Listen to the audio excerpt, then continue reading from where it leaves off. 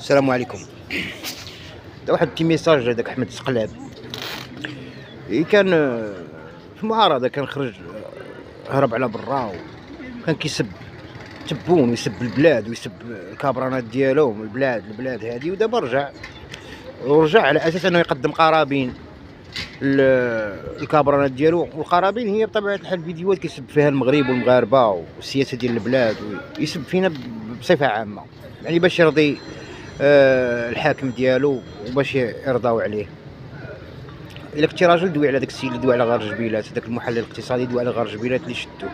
الا كنتي راجل هضر عليه، انت تماك وقلتي انايا ما كيهمنيش مع هادي ومع هادي. الا كنتي راجل دوي عليه، مادام انت كدوي على الحريه والديمقراطيه والراي الاخر، تكلم عليه. ولكن اللي بحالك انت ماشي رجال. علاش؟ لانك انت استرزقتي ببلادك، بعتي وشريتي فيها، سبيتي ونكلتي بيهم.